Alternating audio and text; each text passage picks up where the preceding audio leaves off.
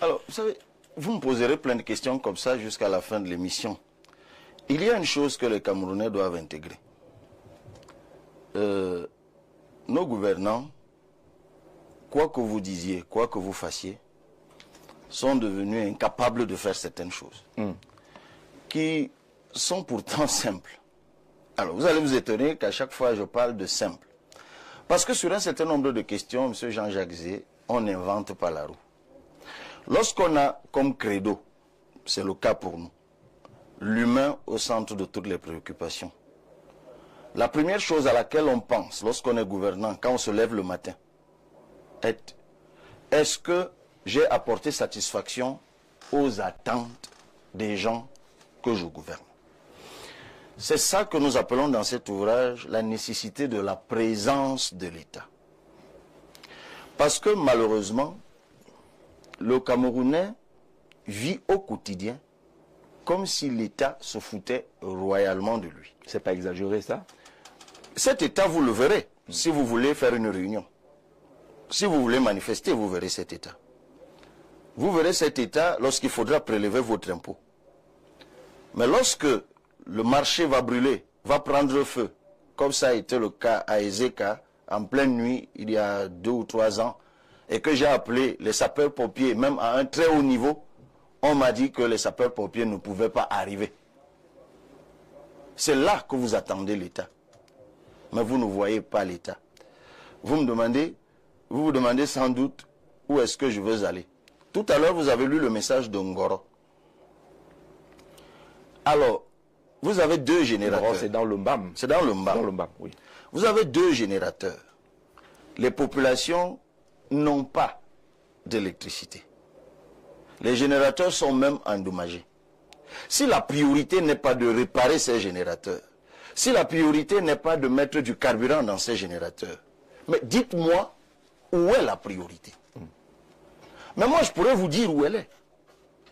Et je le fais à l'envi, depuis que je suis à l'Assemblée. On suit votre regard, mais on voudrait rapidement évacuer la question, un peu plus directement, du ramassage des ordures dans les villes camerounaises.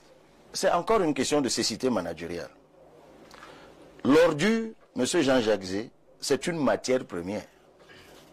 L'ordure, les ordures ménagères sont une matière première susceptible de générer de l'énergie. Absolument. Ah, maintenant, vous voyez pourquoi je faisais le lien. Ce qu'on appelle aujourd'hui la biomasse. La biomasse. Et à l'Assemblée nationale, il y a d'ailleurs un réseau qui travaille beaucoup sur ces questions, qui a organisé beaucoup de séminaires là-dessus. Les ordures, c'est une source d'énergie. Ça veut dire qu'actuellement, nous considérons les ordures encore comme des déchets. De la manière la plus archaïque. Quand même ce serait des déchets. Bon, allons aux solutions. La solution, c'est la décentralisation. Si on avait une bonne politique de décentralisation, toutes les communes seraient dotées des moyens pour gérer leurs ordures. Et c'est ça, une des priorités, c'est celle-là. Vous savez, lorsqu'on réfléchit à gouverner un pays, on se rend compte à quel point beaucoup de choses se tiennent. Monsieur Jean-Jacques Zé, si vous voulez que les gens soient en santé, vous êtes obligé de mettre en place une politique de prévention. Vous ne pouvez pas penser une politique de santé sans mettre en priorité la prévention. La prévention, c'est créer un environnement salubre.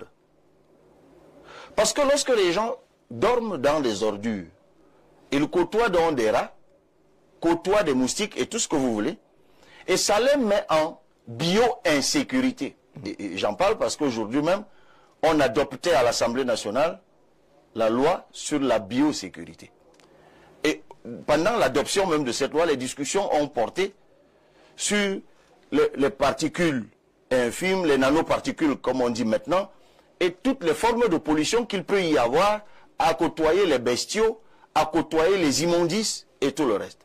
Donc, on veut nous faire croire, M. Jean-Jacques Zé, et c'est pour ça que c'est embarrassant, parce que dans une émission comme celle-ci, on doit parler de choses structurantes comme l'énergie. On veut nous faire croire que ramasser les ordures, M. Jean-Jacques Zé, vraiment réfléchissons-y, vous et moi. Ramasser les ordures, ça veut dire acheter des camions et recruter du personnel qui va d'artère en artère, quartier par quartier, ramasse les ordures, les amène quelque part, les trie, parce qu'il faut derrière des centres de recyclage, les trie, ce qu'on peut récupérer, des centres de tri, je veux dire, on trie, ce qu'on peut récupérer et qu'on peut recycler, on le fait, et le reste, on le transforme en énergie ou alors en toute autre chose, parce qu'aujourd'hui, avec les ordures, on peut même engraisser les sols. Donc, il y a, j'ai envie de dire, une chaîne de valeur du déchet. Parce que, je vous l'ai dit tout à l'heure, le déchet est une matière première industrielle. Il y en a qui disent que dans ordures, il y a de l'or. Sauf que... Mais ils ont totalement raison. C'est pour ça que je vous parle de cécité managériale. C'est-à-dire que le Premier ministre convoque les acteurs ministériels, les communes et autres pour parler de l'ordure. Et le discours tenu là-bas, c'est que les gens veulent 15 milliards. Si vous nous donnez 15 milliards, on a fini avec cette affaire. Oui, mais parce que c'est l'habitude qu'ils ont. Eh bien, vous verrez que ça finira par là. Parce que ce dont moi je vous parle, moi je vous tiens un discours de rupture. Oui. C'est-à-dire que j'arrive au pouvoir avec une politique publique du déchet. Elle est dans cet ouvrage. Une politique publique des ordures. Parce que le regard que moi je pose sur les ordures ménagères est totalement différent. Moi je ne vois pas en les ordures une opportunité de me faire de l'argent. Je ne vois pas en les ordures une opportunité de braquer l'État. Je ne vois pas en les ordures une opportunité de prébande. Je vois en les ordures une matière première susceptible de régler des problèmes des Camerounais. D'abord, parce que je les enlève, je vous l'ai expliqué tout à l'heure, je crée un environnement sain. Donc les gens sont en santé, ils vivent dans un environnement sain. Et avec ces ordures, je crée de l'énergie. Donc moi, je pose un regard sur l'ordure en termes de valeur ajoutée du déchet. Voilà ce que je vous dis. Et de ce point de vue, 15 milliards, ce n'est pas la mer à boire. Parce que les 15 milliards en question deviennent un investissement. Donc on est d'accord qu'en réalité aujourd'hui, les 15 milliards qu'on demande, c'est pourquoi? C'est pour enlever les ordures. Tout simplement. Et certainement acheter du matériel aussi. Parce que derrière tout ça, je l'ai dit tout à l'heure, il y a des camions.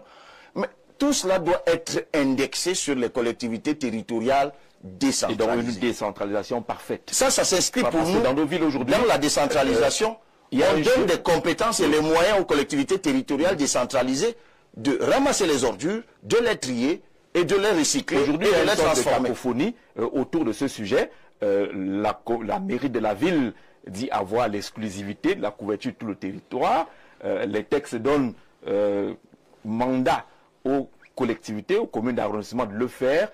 Le ministère de l'Habitat est également là. Il y a des acteurs nombreux dans ce secteur-là qui semblent danser autour des ordures, où on confond pratiquement les textes et les individus, mais on n'a pas avancé.